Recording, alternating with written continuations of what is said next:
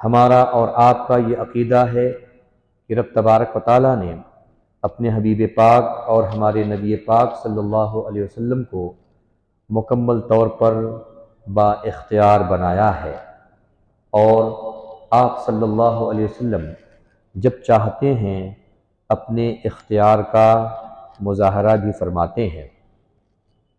اسی کی ایک کڑی آپ کے سامنے میں پیش کرتا ہوں، انشاءاللہ آپ کو بھی لطف آئے گا کہ آپ نے یہ حدیثیں اس سے پہلے زبانی سماعت کی ہوں گی، لیکن آج آپ یہ حدیث بخاری شریف کو اپنے سامنے رکھ کر انشاءاللہ سماعت کریں گے۔ رب کائنات نے اپنے حبیب پاک صلی اللہ علیہ وسلم کو یہ حکم دیا، اے محبوب آپ کو مکے میں تشریف رکھنا ہے، اور ایک مدت دراز تک ہمارے اور آپ کے آقا مکے شریف میں تشریف فرما رہے۔ 53 سال کی آپ کی حیات طیبہ مکے شریف میں گزری، اور پھر جب ظلم و تعدی اور عدوان کا بربریت کا دور شروع ہوا تو رب کعبہ نے اپنے محبوب کو مکے سے مدینے کی طرف ہجرت کرنے کا حکم عطا فرمایا۔ یہ ساری چیزیں آپ کو پتہ ہے، اور میں مقدمے کے طور پر یہ چیزیں آپ کے سامنے پیش کر رہا ہوں۔ اب آئیے اس حدیث کو ہم آپ کے سامنے پیش کریں، جو حدیث ہمارا بیان کرنے کا آج کا مقصد بھی ہے، اور حضور پاک صلی اللہ علیہ وسلم کا جس حدیث سے اختیار بھی ثابت ہوتا ہے، اور آپ کے علم غیب کا بھی جس حدیث سے ثبوت ہوتا ہے۔ میرے ساتھ ایک مرتبہ آپ بھی حدیث کی وہ سند پڑھ لیں، کیونکہ یہ سند بڑی ہی معتبر ہے۔ بخاری شریف کی تمام سندیں معتبر ہیں، اور فرمایا یہ گیا کہ اگر بخاری شریف کی سندیں پڑھ پڑھ کے دعائیں کی جائیں تو رب تبارک و تعالیٰ قبول فرماتا ہے۔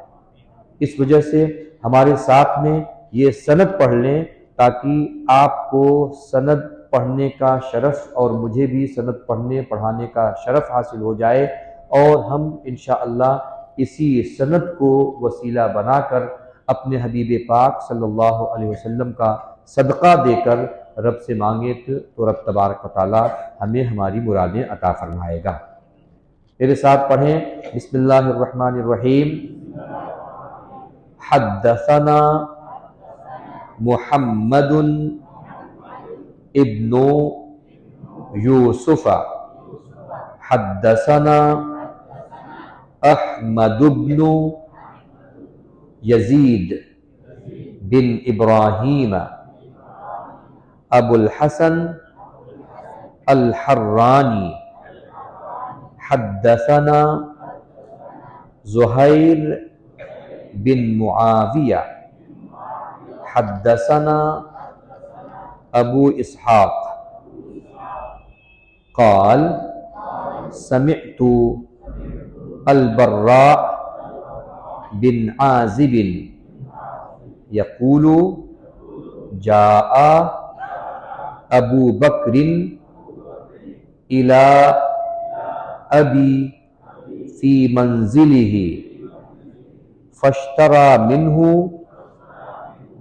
رحلا فقال لعازب ابعث ابنك يحمله معي قال فحملته معه وخرج أبي ينتقد ثمنه فقال له أبي يا أبا بكر حدثني كيف صنعتما حين سريت مع رسول الله صلى الله عليه وسلم قال نعم اسرینا لیلتنا ومن الغد حتی قام قائم الظہیرہ وخل الطریق الی آخر الحدیث۔ یہ سند اور اس کا کچھ حصہ ہم نے پڑھا۔ اب ذرا سا اس حدیث کو جو ہم نے آپ کے سامنے پڑھا ہے اس کو آپ سماعت کریں اور اپنے ایمان کی تازگی کا سبب مہیا کریں۔ حضرت ابوبکر صدیق رضی اللہ تعالی عنہ ایک دوسرے صحابی کے پاس گئے اور ان سے کہا کہ مجھے سواری کا انتظام کرنا ہے، لہٰذا مجھے سواری چاہیے۔ سواری دی اور پھر سواری دینے کے بعد لگے ہاتھوں دوسرے صحابی نے حضرت ابوبکر صدیق رضی اللہ تعالی عنہ سے یہ پوچھا کہ آپ اور نبی پاک جب ہجرت کے لیے نکلے تھے تو آپ نے کس طرح سے راستے کو گزارا تھا، ذرا ہجرت کے اس واقعے کو بتائیں تاکہ ہم بھی اپنے ایمان کی تازگی کا سبب اپنے لیے فراہم کر سکیں۔ گویا نبی پاک صلی اللہ علیہ وسلم کے اسفار کا، آپ کی ہجرت کا، آپ کی خلوتوں کا ذکر کرنا نہ یہ کہ ہم اور آپ کرتے ہیں بلکہ رسول پاک کے صحابہ کرام بھی کیا کرتے ہیں۔ اللہ اکبر۔ حضرت ابوبکر صدیق رضی اللہ تعالی عنہ ارشاد فرماتے ہیں جب آپ نے پوچھ ہی لیا ہے تو سنو، ہم رات کے وقت نکلے۔ عالم یہ تھا کہ پوری بستی کے لوگ، تمام کفار رسول پاک صلی اللہ علیہ وسلم کی جان کے دشمن بنے ہوئے تھے۔ حضور پاک صلی اللہ علیہ وسلم نے حضرت علی کو اپنے بستر پر لٹایا اور کہا جن کا جو بھی ساز و سامان مال و متاع ہے وہ دے کر تم بھی مدینے آ جانا۔ اللہ اکبر۔ یہ پوری روایت آپ کے سامنے ہے۔ اور پھر حضرت ابوبکر صدیق کہتے ہیں ہم اور آقا نکل گئے۔ پہلے ہم نے ایک جگہ دامن میں، پہاڑ کے دامن میں، پہاڑ کی کوہ میں ٹھکانہ بنایا، اور روایتیں مختلف ہیں لیکن یہ بات متحقق ہے کہ حضرت ابوبکر صدیق کہتے ہیں حضور آپ پہلے نہ جائیں، میں جاتا ہوں، غار کی صفائی کر دیتا ہوں اور اس کے بعد پھر آپ کو آواز دیتا ہوں۔ حضور پاک صلی اللہ علیہ وسلم کو غار کی صفائی کے بعد آواز دیا گیا، آپ تشریف لے آئے۔ حضور نبی کریم صلی اللہ علیہ وسلم حضرت ابوبکر صدیق کے رانوں پر اپنا سر رکھ کر آرام فرمانے لگے۔ ایک روایت میں آتا ہے سانپ نے ڈسا، لیکن حضرت ابوبکر صدیق نے ٹس سے مس نہیں کیا۔ کیوں؟ اس لیے کہ حضور آرام فرما رہے ہیں، حضور آرام فرما رہے ہیں۔ حضور کے آرام میں خلل نہیں ہونا چاہیے۔ کیوں؟ اس لیے کہ یہ جان بھی حضور کا صدقہ ہے، ایمان بھی حضور کا صدقہ ہے۔ اس وجہ سے جان جاتی ہے چلی جائے لیکن ہم اپنے پیروں کو جنبش نہیں دیں گے۔ کیوں؟ اس لیے کہ اگر جنبش دے دیا تو آمنہ کے لال بیدار ہو جائیں گے، کچی نیند سے اٹھ جائیں گے، اور ابو بکر صدیق کو یہ اچھا نہیں لگے گا کہ رسول پاک کچی نیند سے اٹھ جائیں۔ اللہ اکبر۔ ہمارے اور آپ کے آقا جب بیدار ہوئے، پوچھا کیا ہوا؟ ہمارے اور آپ کے آقا نے جب پوچھا تو حضرت ابوبکر صدیق نے کہا حضور ایسا ایسا ماجرا ہے، کسی موذی جانور نے مجھے ڈس لیا ہے، قربان جاؤ جو رسول پاک تمام کائنات کے لیے دوا اور شفا بن کر آئے تھے، وہی رسول پاک نے اپنا نبوت والا لعاب دہن نکالا اور حضرت ابوبکر صدیق کے اس مقام پر لگا دیا جہاں پر جانور نے ڈسا تھا۔ اللہ اکبر۔ حضرت ابوبکر کہتے ہیں ابھی کچھ دیر پہلے درد سے حالت بہت زیادہ بگڑی جا رہی تھی، لیکن حضور پاک نے ابھی لعاب دہن کیا لگایا، ایسا لگتا ہے آپ نے تریاق رکھ دیا، سارا کا سارا درد غائب ہو گیا۔ اللہ اکبر۔ کہاں ہیں وہ لوگ جو نبی پاک صلی اللہ علیہ وسلم کے اختیار کا انکار کرتے ہیں؟ ذرا یہ منظر بھی ان کو دیکھ لینا چاہیے۔ अला कुल्लिन, हमें चूंकि आगे भी बढ़ना है, बहुत सारी बातें आपको सुनना है।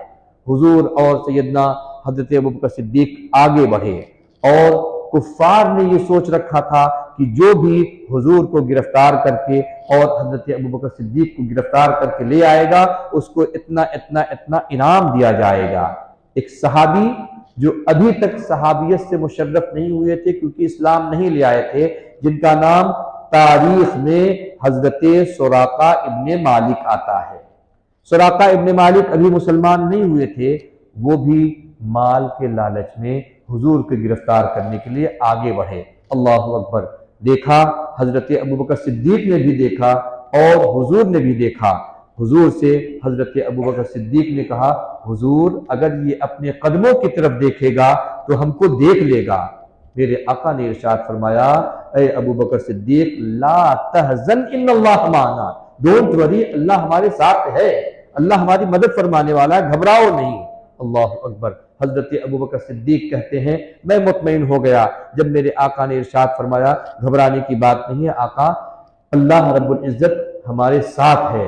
अल्लाह अकबर। कुछ देर के बाद सुराका ने नबी पाक और हजरत अबू बकर सिद्दीक रज़ियल्लाहु ताला अन्हु को देख लिया और अपने घोड़े की लगाम को, जीन को उसने खींचा ताकि घोड़ा आगे बढ़े और गिरफ्तार करके हुजूर और सैयदना अबू बकर सिद्दीक को ले जाकर इनाम पा जाए। अल्लाह अकबर। अब मेरे आका की निगाहे रहमत भी देखें और मेरे आका का इख्तियार भी देखें। अल्लाह अकबर। इधर सुराका आगे बढ़ते हैं कि हम रसूल पाक को गिरफ्तार कर लें, उधर हमारे और आपके आका फरमाते हैं, ऐ जमीन, सुराका नबी पाक को गिरफ्तार करने के लिए आगे बढ़ रहे हैं, तो ऐ जमीन, मैं नबी तुझको ये हुक्म देता हूं कि सुराका के घोड़े के कदम को तू अपने अंदर जज्ब कर ले, सुराका के कदमों को गिरफ्तार कर ले। हदीस पाक में आता है, अभी मेरे आका ने इधर से ये कहा कि जमीन, तू घोड़े के कदमों को अपने अंदर गिरफ्तार कर ले। सुराका क्या देखते हैं, उनके घोड़े के कदम जमीन में धंसना शुरू हो गए। मेरे आका का ये इशारा देख लो, अभी मेरे आका ने फरमाया जमीन को और जमीन ने हुजूर का हुक्म माना और घोड़े की टाप जमीन के अंदर धंस गए। जब जमीन के अंदर धंस गए तो हजरत सुराका समझ गए कि हम जिसको गिरफ्तार करने वाले हैं या जिसको गिरफ्तार करने आए हुए हैं, ये कोई मामूली शख्स नहीं है, और खुद हुजूर से कहते हैं, हुजूर मुझे मुआफी अता की जाए, अब मैं जा रहा हूं, जो भी इधर आएगा उसको भी कह दूंगा, चलो दूसरी तरफ चलते हैं, दूसरी तरफ हम मोहम्मद अरबी और अबू बकर सिद्दीक को तलाश करते हैं। अब देखें, हुजूर पाक सल्लल्लाहु अलैहि वसल्लम ने पहले जमीन को हुक्म दिया कि ऐ जमीन, तो सुराका के घोड़े के कदमों को जज्ब कर ले, खींच ले अपने अंदर। वहां जमीन ने सुना, और जब सुराका वापस होने लगे तो मेरे रसूल का इख्तियार भी देखें और मेरे रसूल की गैबदानी भी देखें। मेरे रसूल ने सुराका को इशारा करते हुए कहा, ऐ सुराका, तुमने क्योंकि एक नबी की मदद की है, मेरी बात को मान गए हो और मदद के तौर पर तुम वापस जा रहे हो, जाओ, मैं तुमको बशारत दे रहा हूं, एक वक्त वो आएगा कि तुम्हारे हाथों में किसरा के कंगन पहनाए जाएंगे, किसरा के कंगन, और वो भी सोने के कंगन पहनाए जाएंगे। कहां हैं वो लोग जो कहते हैं कि नबी को कोई इख्तियार नहीं है? आप भी और हम भी सब जानते हैं कि सोना मर्द के लिए हराम है, सोना गोल्ड मर्द के लिए पहनना हराम है। सिर्फ एक अंगूठी मर्द, वो भी चांदी वाली, एक नग वाली, और वो भी एक ही नग वाली, एक ही अंगूठी पहन सकता है, उसकी इजाजत है। उसके अलावा किसी भी चीज के सोने या चांदी के भी पहनने की इजाजत नहीं है। इस वजह से जो हजरात और जो अहबाब चांदी की ही सही कोई और चीज पहन के आते हैं, गले में कोई हार या कोई और भी चीज पहन के आते हैं, उनको इससे एहतराज करना चाहिए, क्योंकि उनकी नमाज का भी मसला है और नमाज बड़ी अहम इबादत है। कहीं ऐसा ना हो वो पहनने की बुनियाद पर उनकी नमाज ही ना हो, नमाज फासिद हो जाए। अला कुल्ली, हजरत सुराका आगे बढ़ गए और हमारे और आपके आका اپنے صحابی حضرت ابوبکر صدیق کے ساتھ مدینے کی طرف روانہ ہو گئے۔ اللہ اکبر۔ آگے کی روایت دیکھیں، آگے کی روایت دیکھیں اور اپنے ایمان کو تازہ کریں۔ اللہ اکبر۔ میرے اور آپ کے آقا ایک وقت آیا، آپ اس دنیا سے پردہ فرما گئے، حضرت ابوبکر صدیق کا دور آیا، حضرت عمر فاروق کا دور آیا۔ دیکھتے جائیں، ایسا عالم ہو گیا کہ سراقہ کی طبیعت بہت زیادہ خراب ہو گئی۔ حضرت سراقہ ایمان لے آئے، بعد میں ان کی طبیعت بہت زیادہ خراب ہو گئی۔ گھر کے لوگوں نے کہا اب آپ کے بچنے کی امید نہیں ہے۔ کیا کہا؟ اب آپ کے بچنے کی امید نہیں ہے۔ حضرت سراقہ اپنے بستر سے اٹھ کر بیٹھ گئے، کہا قسم خدا کہ میں مر ہی نہیں سکتا، میں مر ہی نہیں سکتا۔ لوگوں نے کہا ایسا کیسے کہہ سکتے ہیں؟ کہا حضور نے مجھے بشارت دی ہے کہ میرے ان ہاتھوں میں کسرا کے کنگن پہنائے جائیں گے۔ ابھی تو میرے ہاتھوں میں کسرا کے کنگن پہنائے نہیں گئے ہیں، ابھی مجھے موت آ ہی نہیں سکتی۔ اللہ اکبر۔ دیکھیں صحابی کا ایمان، دیکھیں جس طرح سے صحابی کا ایمان ہے، اللہ کی قسم ہم کہتے ہیں اس طرح کا اگر ایمان آپ کو دیکھنا ہے تو کسی اور مذہب، کسی اور جماعت کے اندر وہ ایمان نہیں ملے گا۔ وہ ایمان اگر کہیں ملے گا تو صرف اور صرف جماعت اہل سنت کے اندر ملے گا۔ حضرت سراقہ کچھ دن کے بعد بیماری سے اٹھے، صحیح ہو گئے۔ حضرت عمر کا دور آیا۔ عمر کے دور میں رضی اللہ تعالی عنہ کسرا فتح کیا گیا، کسرا فتح ہو گیا۔ اللہ اکبر۔ جب کسرا فتح ہو گیا تو وہاں پر بہت سارے مال و متاع، زیورات، سونے چاندی کی چیزیں ملی، ساری چیزیں ملی، اور سب لا کر حضرت عمر کی بارگاہ میں رکھ دیا گیا۔ حضرت عمر کہتے ہیں اور کچھ ہے اس کو بھی لے آؤ، کچھ اور بھی ہے اس کو لے آؤ۔ سب اپنے ڈنڈے سے، اپنی چھڑی سے سارے مال و متاع کو دیکھتے جا رہے ہیں، دیکھتے جا رہے ہیں۔ کہا ابھی کوئی چیز مس ہو رہی ہے، کوئی چیز مس ہو رہی ہے، اس کو بھی ہونا چاہیے۔ دیکھتے دیکھتے دیکھتے دیکھتے ایک مقام پر دیکھا کہ سونے کے کنگن ہیں۔ تب حضرت عمر نے کہا ہاں یہی وہ چیز ہے جو مس ہو رہی تھی۔ لوگوں نے کہا حضور آپ کیسے جانتے ہیں کہ یہ؟ کہا میرے آقا نے فرمایا تھا کسرا فتح ہوگا اور کسرا میں کنگن ملے گا، وہ کنگن حضرت سراقہ کو پہنایا جائے گا۔ تو میرے نبی نے فرمایا ہے تو کسرا کا کنگن تو ملنا ہی چاہیے، اس کے بغیر یہ جنگ پوری ہی نہیں ہوتی ہے۔ اللہ اکبر۔ حضرت عمر بھی گویا یہ ایمان رکھتے ہیں کہ نبی پاک کل کی خبر دے رہے ہیں اور غیب کے علم کے جاننے والے ہیں ہمارے اور آپ کے آقا۔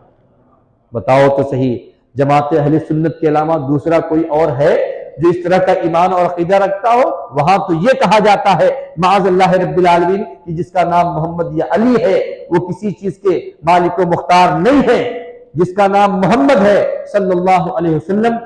حضور کے بارے میں طرح طرح کی بکواس اور طرح طرح کی گستاخیاں کی جاتی ہیں کہ حضور کو پیٹھ کے پیچھے کا علم نہیں ہے۔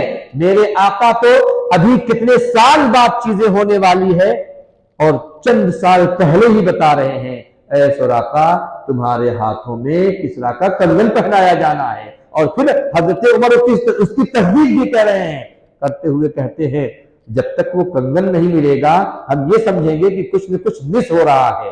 جب وہ کنگن ملا ہے حضرت عمر نے حضرت سراقہ کو بلایا اور لوگوں کی جماعت کے ساتھ آپ نے اعلان فرمایا اے لوگوں سنو، میرے آقا نے ایک مقام پر ارشاد فرمایا تھا کہ سراقہ کو کسرا کا کنگن پہنایا جائے گا۔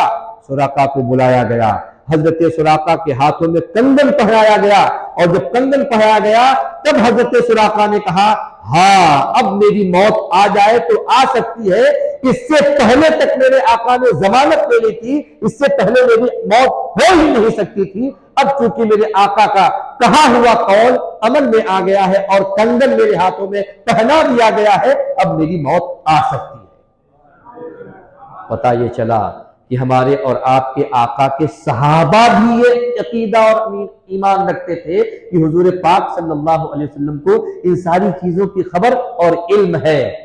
اور جہاں بات اختیار کی آئی ہے تو یہ بھی تو بتاتے چلو، دنیا کا کوئی بھی انسان آپ کو یہ اختیار نہیں دے سکتا کہ آپ 2 انگوٹھی پہن لو، جائز ہونے کی حد تک کوئی بھی نہیں کہہ سکتا، کوئی یہ نہیں کہہ سکتا ٹھیک ہے ایک دن کے لیے ہی صحیح تم سونے کا کوئی زیور پہن لو، ایک دن کے لیے ہی صحیح کوئی یہ نہیں کہہ سکتا کہ تم سونے کا کنگن پہن لو، کوئی اختیار نہیں رکھتا ہے۔ لیکن قربان جاؤ آمنہ کے لال پر، قربان جاؤ مدینے کے تاجدار پر، اللہ نے ایسا اختیار عطا فرمایا ہے کہ جس کو چاہتے ہیں اپنے اختیار کے مطابق وہ چیزیں پہنا دیتے ہیں جس کا پہننا عام حالات میں جائز تک نہیں ہے، حرام ہے۔ میرے آقا نے گویا اس عمل سے یہ بتلا دیا، اے لوگو میں نبی مختار بن کر آیا ہوں، اللہ نے مجھے اختیار والا بنایا ہے۔ میرے امام نے اپنے نبی کی شان کو ملحوظ رکھتے ہوئے کہا تھا، سرور کہوں کی مالکو مولا کہوں تجھے۔ اے میرے آقا آپ کو میں کیا کہوں، اللہ نے آپ کو ایسی عظمت عطا فرمائی ہے کہ آپ کو کیا کہوں۔ دنیا کے لوگ اگر چاہیں کچھ پہنانا ناجائز ہوگا، لیکن آپ کنگن پہنا رہے ہیں، جائز ہو جا رہا ہے۔ اللہ اکبر۔ میرے امام نے کہا سرور کہوں کہ مالکو مولا کہوں تجھے، باغ خلیل کا گلے زیبا کہوں تجھے، اور تیرے تو وصف حضور آپ کے جو اوصاف ہیں، تیرے تو وصف عیب تناہی سے ہے بری، حیران ہوں میرے شاہ میں کیا کیا کہوں تجھے، کیا کیا کہوں۔ آپ کو مختار بنایا، آپ کو مالک بنایا، آپ کو غیب کا جاننے والا بنایا، آپ کو آمنہ کا لال بنایا، مدینے کا تاجدار بنایا، ساری دنیا میں آپ کی حکومت عطا فرمائی، آپ کو کیا کیا کہوں حضور، کیا کہہ ڈالوں، آپ کے لیے تو کوئی مناسب اور موضوع لفظ بھی نہیں ملتا ہے۔ آخر میں تھک ہار کر میرے امام نے بھی کہا، اللہ اکبر، کہتے ہیں تیرے تو وصف عیب تناہی سے ہے بری، حیران ہو میرے شاہ میں کیا کیا کہوں تجھے، لیکن رضا نے ختم سخن اس پہ کر دیا، خالق کا بندہ خلق کا داتا کہوں تجھے۔ یہ ہے میرے اور آپ کے آقا کی شان۔ کہاں ہیں وہ لوگ جو پڑھتے تو ہیں بخاری لیکن کہتے ہیں نہیں رسول پاک کو غیب کا علم نہیں ہے۔ ہم ایسے لوگوں کو کہتے ہیں بے عشق محمد جو پڑھتے ہیں بخاری، بے عشق محمد جو پڑھتے ہیں بخاری، اللہ کی قسم آتا ہے بخار، ان کو بخاری نہیں آتی، ان کو بخار تو آ سکتا ہے، بخاری نہیں آ سکتی۔ کیا یہ حدیثیں تمہارے ابا نے لکھی ہے؟ یہ حدیثیں جو تم امام بخاری نے نقل فرمائی ہے، ان حدیثوں کو آخر کیوں نہیں پڑھتے ہو؟ لیکن میں یہ کہتا ہوں کہ جب آنکھیں اندھی ہو جائیں تو پھر دنیا کی ساری چیزیں، دنیا کی ساری دلیلیں رکھ دی جائیں تو پھر آنکھوں سے نظر نہیں آتا ہے۔ ایک پرندہ ہے چمگادڑ، آپ جانتے ہوں گے، چمگادڑ سے اگر پوچھا جائے سورج کا وجود ہے تو وہ یہ کہہ دیتا نہیں سورج کوئی چیز ہی نہیں ہے۔ کیوں؟ اس لیے کہ سورج کی جیسے ہی روشنی نکلنے لگتی ہے اس کی آنکھیں بند ہونے لگتی ہے، اور اتنی بند ہو جاتی ہے کہ وہ سورج کی روشنی میں آ ہی نہیں سکتا۔ اس سے اگر پوچھا جائے سورج کوئی چیز ہے تو یہی کہے گا سورج کوئی چیز نہیں ہے۔ میں اسی طرح سے کہتا ہوں جن کی آنکھیں عشق محمدی سے بند ہے وہ یہ ساری چیزیں نہیں دیکھ پاتے ہیں، اور جن کی آنکھیں الحمدللہ عشق محمدی کے ساتھ کھلی ہوئی ہیں اور سینہ آقا کا مدینہ بنا ہوا ہے، وہ ایک ایک حدیث پڑھتے جاتے ہیں اور آقا کی عظمت بیان کرتے جاتے ہیں۔ اللہ اکبر۔ یہ ہے میرے آقا کا مقام۔ اور اگر آپ اجازت دیں تو 4 حدیثیں اور آپ کے سامنے پیش کروں، 4 حدیثیں آپ کے سامنے، تاکہ سیدنا ابوبکر صدیق، عمر فاروق، حضرت عثمان اور حضرت علی کی شان بھی بخاری شریف سے واضح ہو جائے۔ اجازت ہے؟ اجازت ہے؟ الحمدللہ۔ درود پاک پڑھنے، اللہم صلی علی سیدنا و شفیعنا و حبیبنا و بارک وسلم، صلاۃ و سلاما علیک یا رسول اللہ صلی اللہ تعالی علیہ وسلم۔ اب یقین جانیں بڑی محنت کر کے چھانٹ کے اختیار کر کے یہ حدیثیں نکالی جاتی ہیں تاکہ آپ کو آپ کے ایمان کی تازگی عطا کی جائے۔ تو پھر میرا تو حق بنتا ہے کہ میں آپ سے کچھ ٹائم لے لوں، اور میں آپ سے ہمیشہ عرض کرتا ہوں الحمدللہ ہمارے یہاں کے نمازی، ہمارے یہاں کے مصلی ایسے نہیں ہیں کہ ہم کو ایسے ہی بیچ بجھار میں چھوڑ کر چلے جائیں، بلکہ اگر وہ مجھے وقت دیتے ہیں تو میں وقت کے مقابلے میں ان کو ان کے وقت سے زیادہ قیمتی چیز دینے کی کوشش کرتا ہوں۔ اللہ رب العزت آپ کو سلامت رکھے۔ حضرت ابوبکر صدیق رضی اللہ تعالی عنہ کا مقام اور مرتبہ آپ ایک حدیث میں ملاحظہ فرما لیں۔ حضرت ابوبکر صدیق ہیں، حضور کی وفات کا وقت ہے، آپ دیکھیں حضور کی وفات کا وقت عالم اسلام کے لیے اور پوری امت مسلمہ کے لیے بہت ہی جانکاہ وقت تھا۔ حضرت عمر تو بالکل پاگلوں جیسی کیفیت ہو گئی تھی۔ میں اس وجہ سے کہہ رہا ہوں کہ حضور کی وفات ہوئی تھی، وہ حضور جو دنیا میں جب ہماری نگاہوں کے سامنے اور صحابہ کی نگاہوں کے سامنے تھے تو صحابہ اپنے سارے درد، اپنے سارے غم بھول جایا کرتے تھے۔ اب آج وہی چہرہ انور قبر انور میں جانے والا ہے، اب وہ چہرہ دکھائی نہیں دینے والا ہے۔ صحابہ کی حالت خراب ہو گئی تھی۔ ایک صحابی نے کہا، اے اللہ جب رسول پاک ہی نہ رہے تو مولا میری آنکھیں ہی چھین لے، میں نہیں چاہتا ہوں کہ رسول پاک کے بعد میں کسی کو دیکھ پاؤں۔ اور اللہ نے صحابی کی اس دعا کو قبول کر لیا، ان کی آنکھیں چلی گئی۔ اور حضرت علی ہیں، گھر میں آتے ہیں، حضور کو دیکھتے ہیں، باہر جاتے ہیں، پھر آ رہے ہیں، پھر جا رہے ہیں، پھر آ رہے ہیں، پھر جا رہے ہیں، حالت بالکل دیگرگوں ہے۔ حضرت عمر نے کہا کہ اگر کسی نے کہا کہ محمد عربی صلی اللہ علیہ وسلم کا انتقال ہو گیا ہے میں اس کی گردن مار دوں گا۔ محبت، عشق، جذبات اور پھر آقا سے بے پناہ محبت صحابہ کرام کو تھی، اور ان حالات میں پورے حالات پر کنٹرول کرنے والی شخصیت اگر کوئی تھی تو وہ کوئی اور نہیں تھی، سیدنا ابوبکر صدیق رضی اللہ تعالیٰ عنہ کی ذات تھی۔ سیدنا ابوبکر صدیق رضی اللہ تعالیٰ عنہ نے سب کو جمع کیا، اور جمع کرنے کے بعد بالکل حوصلے کے ساتھ ایک خطبہ دیا اور کہا، اے لوگو یہ کان کھول کر سنو، رب تبارک و تعالیٰ کا فرمان ہے۔ رب تبارک و تعالیٰ نے فرمایا ہے، وما محمد الا رسول قد خلت من قبلہ الرسل۔ اے لوگو ہمارے اور تمہارے آقا جناب محمد رسول اللہ صلی اللہ علیہ وسلم بھی اللہ کے رسول ہیں، اور حضور سے پہلے بھی انبیاء کرام تشریف لائے، اور رب تبارک و تعالیٰ نے سب کو اپنی رحمت میں جگہ عطا فرمائی، سب کا انتقال ہوا ہے۔ اس وجہ سے یہ نہ کہا جائے کہ حضور کی وفات نہیں ہوئی ہے۔ اے لوگو حضور کی وفات ہوئی ہے، حضور کا انتقال ہوا ہے، اور اس طرح سے جن لوگوں کی حالت بہت خراب تھی ان کو دلاسا دیا، گھبرانے کی بات نہیں ہے، حضور کا انتقال ہوا ہے لیکن حضور اب بھی ہمیں دیکھ رہے ہیں، حضور اب بھی ہماری مدد فرمائیں گے، کیونکہ مر جانا یہ کسی چیز کا خاتمہ نہیں ہے بلکہ ایک مقام سے دوسرے مقام کی طرف منتقل ہونا ہے۔ اور اس طرح سے سیدنا ابوبکر صدیق رضی اللہ تعالی عنہ کے اس جذبات بھری تقریر سے تمام صحابہ جو جذبات میں بے قابو ہوئے تھے ان کے اندر صبر بھی آیا، سکون بھی آیا، اور اس طرح سے سیدنا ابوبکر صدیق رضی اللہ تعالی عنہ کی تقریر کے ذریعے سے مسلمانوں کے اندر سکون پیدا ہو گیا۔ یہ کس نے کیا؟ سیدنا ابوبکر صدیق نے کیا۔ یہ پوری حدیث اس سلسلے کی مروی ہے، اور حضرت ابوبکر صدیق کا مقام اس سے سمجھ میں آتا ہے کہ جہاں تمام صحابہ دم بخود ہو گئے تھے وہاں پر سیدنا ابوبکر صدیق رضی اللہ تعالی عنہ تمام صحابہ کی رہنمائی کرتے نظر آ رہے ہیں۔ اور کیوں نہ ہو جس کو حضرت ابوبکر صدیق، جس ابوبکر صدیق کو حضور کی معیت حاصل ہو، اور جن کے بارے میں حضرت عمر یہ کہیں اگر میں ابوبکر صدیق کے سینے کا بال بھی ہوتا تو یہ میرے لیے شرف کی بات ہوتی۔ حضرت عمر کہہ رہے ہیں کہ اگر میں ابوبکر صدیق کے سینے کا بال بھی ہوتا تو میں یہ سمجھتا کہ اللہ نے میرے اوپر بڑا کرم فرمایا ہے۔ یہ حضرت عمر ہیں۔ اور جب بات آئی ہے تمام صحابہ کی، چاروں صحابہ اور خلفائے راشدین کی، تو اب آگے اور بھی سنتے چلیں، حضرت عمر کی حدیث سنتے چلیں۔ اللہ اکبر۔ حضرت عمر ہیں رضی اللہ تعالی عنہ، اللہ کے رسول صلی اللہ علیہ وسلم نے ارشاد فرمایا اگر میرے بعد کوئی نبی ہوتا، آقا فرماتے ہیں وہ عمر ہوتے۔ اتنا بلند مقام ہے حضرت عمر فاروق رضی اللہ تعالی عنہ کا۔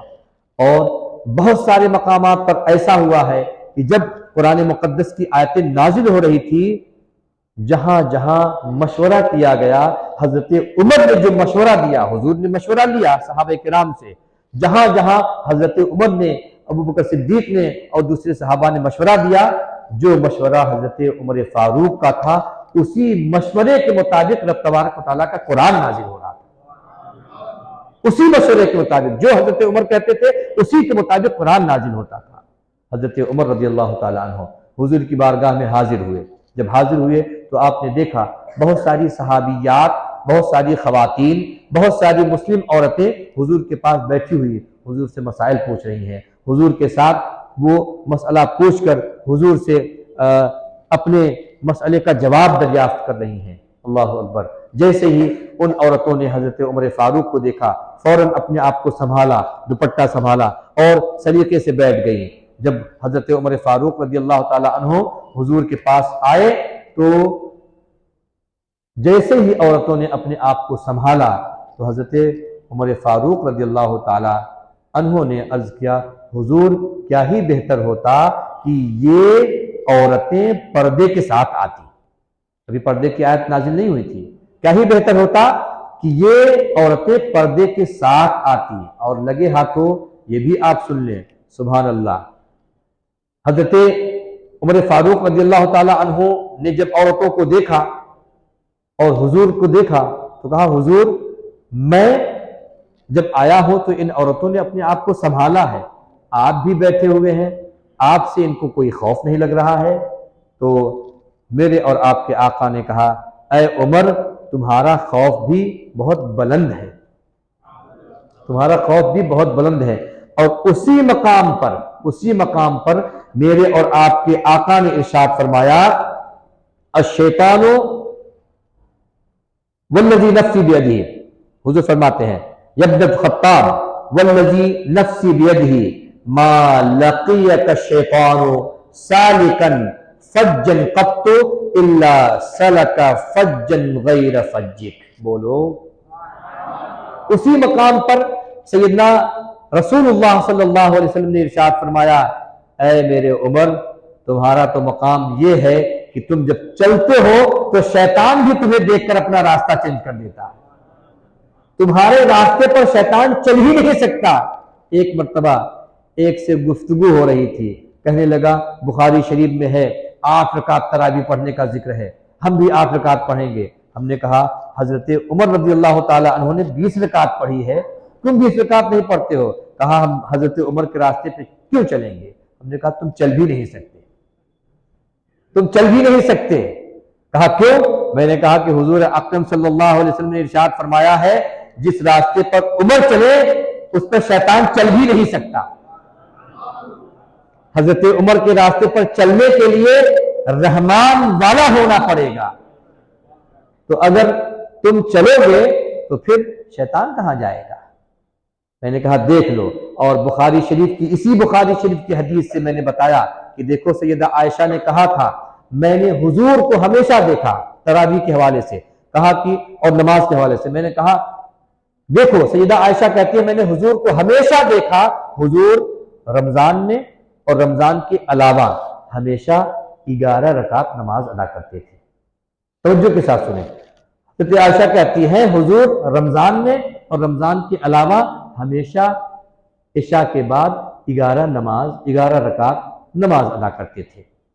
اب آپ سوچو رمضان میں تو بات سمجھ میں آتی ہے، اگر رمضان میں ہوتا تو یہ کہا جا سکتا ہے کہ یہ تراویح ہو سکتی ہے، لیکن سیدہ عائشہ کہتی ہیں میں نے ہمیشہ دیکھا حضور رمضان میں بھی اور رمضان کے علاوہ بھی کتنی رکعت؟ 11 رکعت نماز پڑھتے تھے۔ اب یہ لوگ کہتے ہیں کہ دیکھ لو 11 رکعت پڑھا، 8 رکعت تراویح ہے اور 3 رکعت وتر ہے۔ ہم نے کہا یہ تو دیکھ رہے ہو تم کو سمجھ میں آ گیا کہ یہ 8 رکعت تراویح ہے 3 رکعت وتر ہے، لیکن حدیث پاک کا پہلا حصہ تو دیکھو، سیدہ عائشہ ہم سب کی ماں کیا کہتی ہیں حضور نے رمضان میں رمضان کے علاوہ کبھی بھی میں نے جو دیکھا ہے 11 رکعت سے زیادہ نہیں پڑھا ہے۔ تو یہ رمضان کے علاوہ کون سی تراویح ہوتی ہے بھائی؟ رمضان کے علاوہ کون سی تراویح ہوتی ہے جس کا ذکر تم کہہ رہے ہو؟ میں نے کہا اب بھی وقت گزرا نہیں ہے، آ جاؤ سیدنا عمر فاروق رضی اللہ تعالی عنہ کے دامن میں اپنے آپ کو شیطان کے راستے سے بچا لو، رحمان کے راستے پہ آ جاؤ۔ کیوں؟ اس لیے کہ شیطان اس راستے پر چل ہی نہیں سکتا جس پر حضرت عمر چلیں گے۔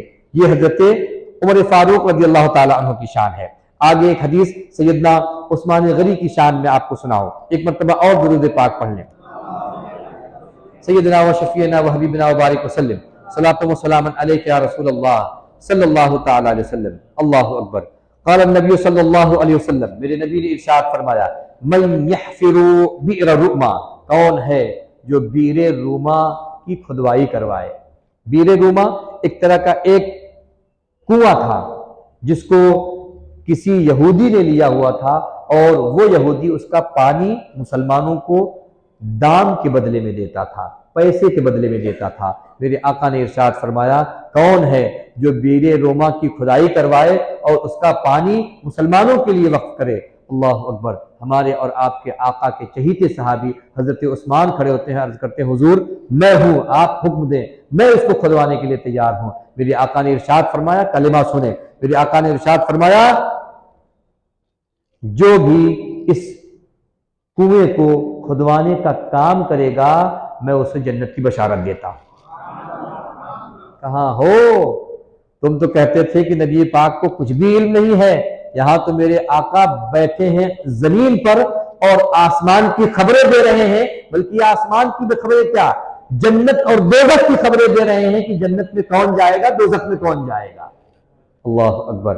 اور آگے حضرت رسول پاک صلی اللہ علیہ وسلم نے ارشاد فرمایا، ایک جیش کو تیار کرنا ہے، ایک لشکر کو تیار کرنا ہے، لشکر کو تیار جو کرائے گا اس کے لیے جنت کی بشارت ہے۔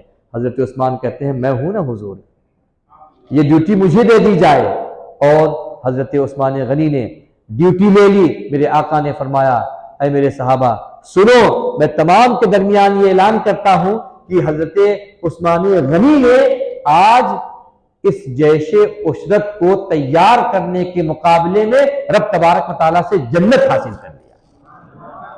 اللہ اکبر۔ یہ تو حضرت عثمان ہو گئے۔ جلدی جلدی میں اپنی ایک آخری حدیث آپ کے سامنے رکھ دیتا ہوں اور آج کا درس انشاءاللہ انتہا کو پہنچے گا۔ ایک مرتبہ درود پاک صلی اللہ علیہ نبی صلی اللہ علیہ وسلم علیک یا رسول اللہ صلی اللہ تعالی علیہ وسلم۔ مولا صلی وسلم دائما ابدا علی حبیبک خیر الخلق کلہم۔ ایک موقع ایسا بھی تھا، ایک جنگ کے مقام پر حضور پاک صلی اللہ علیہ وسلم نے ارشاد فرمایا، کل جنگ ہو رہی تھی، سب صحابہ کرام جنگ لڑ رہے تھے اور جنگ جاری تھی۔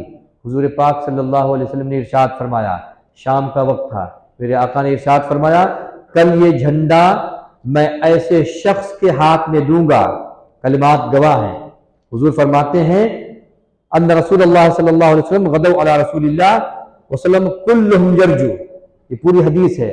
حضور فرماتے ہیں، کل یہ جھنڈا میں ایسے شخص کے ہاتھ میں دوں گا کہ رب تبارک و تعالی جس کے ہاتھ پر اسلامی لشکر کو فتح عطا فرمائے گا۔ اب دیکھو، کل فتح ہونا ہے، چند دن پہلے جنگ چل رہی تھی، لیکن آقا نے یہیں پر اعلان کر دیا کہ ایسے بندے کے ہاتھ میں دوں گا جس کے ہاتھ پر رب تبارک و تعالیٰ امت اسلامیہ کو فتح نصیب فرمائے گا۔ رات بڑی کٹھن گزری صحابہ کرام کی، سب یہ سوچ رہے تھے کہ اے کاش یہ شرف مجھ کو مل جاتا۔ پوری کائنات میں ظاہر سی بات ہے یہ تاریخ لکھی جائے گی کہ حضور پاک نے فلاں کو یہ جھنڈا دیا تھا۔ حضور پاک صلی اللہ علیہ وسلم نے اعلان فرمایا اور صحابہ کرام اپنے اپنے خیمے میں تشریف لے گئے۔ رات بڑی کشمکش میں گزری، اے کاش مجھے مل جائے، اے کاش مجھے مل جائے۔ حضرت عمر کہتے ہیں، میرے خیال سے میں نے ایک روایت پڑھی، حضرت عمر کہتے ہیں میرے دل میں کبھی یہ خیال نہیں آیا کہ مجھے سیادت اور قیادت ملے، کبھی یہ خیال نہیں آیا، لیکن آج کی رات میں بھی سوچ رہا تھا اے کاش وہ جھنڈا مجھے حضور دے دیتے، تاکہ دنیا کے لوگ یہ کہتے کہ اللہ رب العزت نے اپنے محبوب کا یہ جھنڈا عمر کے ہاتھوں میں دیا تھا اور عمر کے ہاتھوں سے رب تبارک و تعالیٰ نے فتح عطا فرمائی تھی۔ لیکن یہاں تو جھنڈا کسی اور ہی کو دیا جانا تھا۔ صبح ہوئی، تمام کے تمام صحابہ اپنے دلوں کو دھڑکنوں کے ساتھ لائے، اے کاش اے کاش اے کاش یہ موقع ہم کو نصیب ہو جائے۔ اللہ اکبر۔ آپ خود بھی محسوس کر رہے ہوں گے کہ اگر انعام کی بات کہی جائے اور یہ کہہ دیا جائے کہ کسی ایک کو یہ انعام ملنا ہے تو یقیناً ہر ایک یہ سوچے گا کہ اے کاش یہ انعام مجھے ملتا۔ قربان جائیے، میرے اور آپ کے آقا نے ارشاد فرمایا سب کو دیکھنے کے بعد میرا علی کہاں ہے؟ بولو ذرا اونچی بولو، میرا علی کہاں ہے؟ اب بھی لوگ سوچ رہے تھے کہ شاید کام بن جائے، کسی نے جلدی سے کہا حضور ان کے آنکھ میں تھوڑا سا درد ہو رہا ہے۔ کہا بلاؤ تو صحیح، اگر درد حضرت علی کے آنکھ میں ہے تو درد کی دوا نبی کے ہاتھ میں ہے۔ حضرت علی کو بلایا گیا، اے علی کیا ہو گیا؟ کہا حضور آنکھوں میں شدید درد ہے، آنکھ کھل نہیں پا رہی ہے۔ میرے آقا نے ارشاد فرمایا گھبراؤ نہیں، اے علی تمہارے لیے سامنے ہے نبی۔ اور میرے آقا نے پھر اپنا لعاب دہن نکالا، حضرت علی کی آنکھوں میں لگا دیا۔ ابھی لگانا تھا، حضرت علی کہتے ہیں اللہ کی قسم پہلے بہت درد تھا، لیکن جیسے ہی حضور نے اپنا لعاب دہن لگایا ایسا لگتا ہے کہ سارے درد کو رب تبارک و تعالیٰ کے محبوب نے اپنے ہاتھوں سے کھینچ لیا۔ اب صحابہ کرام سوچتے ہیں اب تو یہ موقع ہاتھ سے جا رہا ہے، یہ موقع ہاتھ سے جا رہا ہے۔ میرے آقا نے ارشاد فرمایا اے علی میں نے کل یہ اعلان کیا تھا جس کے ہاتھ میں یہ جھنڈا دوں گا رب تبارک و تعالیٰ اسی کے ہاتھوں سے فتح عطا فرمائے گا۔ اے علی لو یہ جھنڈا میں تمہیں دے رہا ہوں، آج اللہ نے تمہارے ہاتھ پر فتح دینا ہے، فتح کرانا ہے۔ اللہ اکبر۔ اور رب تبارک و تعالیٰ کے محبوب کا دیا ہوا یہ فرمان اور کہا ہوا یہ قول جب زبان سے نکل جائے تو رب تبارک و تعالیٰ بھی اپنے محبوب کی زبان کو رد نہیں کرتا ہے۔ وہ اور لوگ ہوں گے جو کہتے ہوں گے کہ نبی کے چاہنے سے کیا نہیں ہوتا، کیا ہوتا ہے؟ ہم تو یہ کہتے ہیں کہ نبی اگر چاہ لیں تو رب تبارک و تعالیٰ رد نہیں فرماتا ہے۔ ایسا نہیں کہ رب مجبور ہے، بلکہ رب تبارک و تعالیٰ یہ چاہتا ہے کہ اے محبوب تم کہو تو صحیح، تم مانگو تو صحیح، تم چاہو تو صحیح۔ ارے اس سے بڑھ کر اور کیا ہو سکتا ہے؟ چاہت صرف دل میں یہ تھی کہ اے کاش ہمارا قبلہ کعبہ ہو جاتا۔ رب تبارک و تعالیٰ نے حضرت جبریل امین کو بھیجا، 2 رکعت نماز ہو چکی ہے، عین حالت نماز میں حضرت جبریل کے پروں کی پھڑپھڑاہٹ کی آواز آئی ہے اور حضور سے عرض کیا حضور قبلہ بدل دیجئے، قبلہ بدل دیجئے۔ کہا نماز تو پوری ہونے دیں۔ کہا نہیں، نماز بعد میں پوری ہوگی، مرضی پہلے آپ کی پوری ہوگی۔ اللہ اکبر، اللہ اکبر۔ کہاں ہیں وہ لوگ جو کہتے ہیں کہ حضور کے چاہنے سے کچھ نہیں ہوتا ہے؟ ہم تو یہ کہتے ہیں کہ حضور کے چاہنے سے وہ سب کچھ ہوتا ہے جو حضور چاہ لیتے ہیں۔ قرآن پاک میں رب تبارک و تعالیٰ نے ارشاد نہیں فرمایا وَلَسَوْفَ يُعْطِيكَ رَبُّكَ فَتَرْضَىٰ؟ اے محبوب آپ کو آپ کا رب اتنا عطا فرما دے گا کہ آپ خوش ہو جائیں گے، راضی ہو جائیں گے۔ اور یہیں پہ پھر ہم اپنے امام کی طرف دیکھتے ہیں تو میرے اور آپ کے امام پھر ارشاد فرماتے ہیں خدا کی رضا چاہتے ہیں دو عالم، خدا کی رضا چاہتے ہیں دو عالم، خدا چاہتا ہے رضائے محمد، خدا چاہتا ہے رضائے محمد۔ اب آپ دیکھ لیں جن کے صحابہ کا یہ عالم ہو کہ وہ اگر اللہ کی بارگاہ میں کسی چیز کے لیے کہہ دیں تو اللہ تبارک و تعالیٰ ان کے کہے ہوئے کو رد نہیں فرماتا۔ بات لمبی ہو جائے گی لیکن اگر اجازت ہو تو ایک چھوٹی سی بات، اور وہ بہت عظیم بات ہے، آپ کے سامنے رکھ دوں۔ وہ بہت عظیم بات ہے۔ حضرت ساریہ ہے، ایک صحابی ہے، اور جنگ بہت دور دراز کے علاقے میں ہو رہی ہے۔ ادھر حضرت عمر ہے، حضرت عمر مدینہ شریف میں ہے، حضور علیہ الصلوۃ والتسلیم کا وصال ہو چکا ہے۔ حضرت عمر عین حالت خطبہ میں جمعے کے دن خطبہ پڑھتے پڑھتے کہتے ہیں، آواز لگا کر کہتے ہیں ارے ساریہ ذرا پہاڑ کی طرف دیکھو، پہاڑ کی طرف جاؤ۔ سب لوگ سوچ رہے ہیں حضرت ساریہ تو مدینے میں ہے ہی نہیں، لیکن حضرت عمر کہہ رہے ہیں اے ساریہ پہاڑ کی طرف دیکھو، پہاڑ کی طرف دیکھو، پہاڑ کی طرف جاؤ۔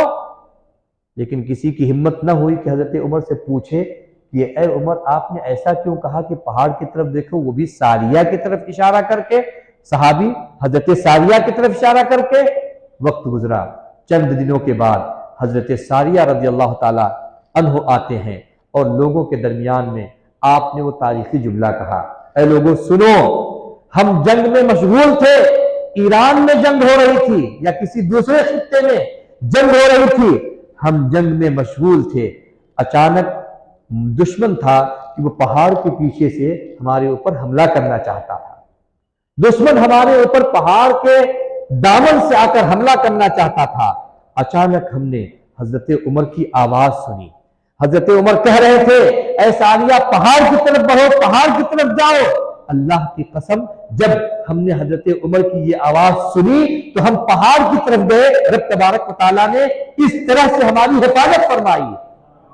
صحابہ کرام نے جب پتہ لگایا تو پتہ چلا یہ وہی وقت تھا کہ حضرت عمر مدینہ شریف میں رہ کر عین حالت خطبہ میں ساریہ کو پہاڑ کی طرف بھیج رہے تھے، اور حضرت ساریہ تھے کہ حضرت عمر کی آواز پر لبیک کہتے ہوئے، سنتے ہوئے اس پر عمل کر رہے تھے۔ مجھے کہہ لینے دیا جائے کہ اگر غلاموں کا یہ عالم ہے کہ ان کی آواز دنیا کے کسی بھی کونے میں پہنچ سکتی ہے، تو پھر آقا کا کیا عالم ہوگا، سید الانبیاء کا کیا عالم ہوگا۔ اسی وجہ سے ہم اور آپ اپنے نبی کو جانتے ہیں کہ ہمارے اور آپ کے آقا سن رہے ہیں، جانتے ہیں کہ ہمارے اور آپ کے آقا دیکھ رہے ہیں، جانتے ہیں کہ ہمارے اور آپ کے آقا ملاحظہ فرما رہے ہیں۔ یہی وجہ ہے کہ جب ہم کو صلاۃ و سلام پیش کرنا ہوتا ہے تو ہم یہ جانتے ہیں کہ حضور ہماری کیفیت بھی دیکھ رہے ہیں، حضور ہمیں ملاحظہ فرما رہے ہیں۔ جب حضور کے غلام دور سے پکارے اور غلام سن سکتا ہے تو پھر اگر ہم یہاں سے حضور کو پکاریں گے تو حضور کیوں نہ سنیں گے۔ میرے امام نے پھر کہا تھا دور و نزدیک کے سننے والے وہ کان لالی کرامت فلاق و سلام۔ اور ہم سنی مسلمانوں کا یہ عقیدہ ہے، اور اللہ کے حبیب نے ارشاد فرمایا کہ جب تم مجھے سلام پیش کرتے ہو تو سلام کی کیفیت بھی پیش کی جاتی ہے کہ اے حضور آپ کے فلاں غلام نے کھڑے ہو کر آپ کو سلام پیش کیا ہے، آپ کے فلاں غلام نے فلاں مسجد میں آپ کو سلام پیش کیا ہے۔ اس وجہ سے جب ہم یہ جانتے ہیں ہمارا عقیدہ ہے تو پھر ہم کاہے کو بیٹھ کر سلام پیش کریں، جب ہمارا نام بھی حضور کے سامنے پیش کیا جاتا ہے اور ہماری کیفیت، ہماری حالت بھی، ہماری سچویشن بھی حضور کے سامنے پیش کی جاتی ہے، تو آخر ہم بیٹھ کے سلام پیش کریں۔ ہم اپنے آقا کی بارگاہ میں سلام ایسے پیش کریں گے کہ آقا کے فرشتے جب آقا کی بارگاہ میں ہمارا سلام لے کے جائیں تو یہ کہے حضور آپ کے غلام کھڑے ہو کر سلام پیش کر رہے تھے، آپ کے غلام کھڑے ہو کر سلام کا نذرانہ پیش کر رہے تھے۔ آئیے اسی عقیدے کے ساتھ کہ حضور ہم کو دیکھ بھی رہے ہیں، سماعت بھی کر رہے ہیں، ہماری کیفیت بھی دیکھ رہے ہیں، اس نیت کے ساتھ ہم بھی صلاۃ و سلام پڑھیں کہ حضور ہم کو ملاحظہ فرما رہے ہیں۔ یقیناً ہمارا سلام اللہ کے رسول کی بارگاہ میں پہنچے گا اور حضور کا جواب بھی آئے گا۔ کھڑے ہو جائیں، صلاۃ و سلام۔ مصطفیٰ جان رحمت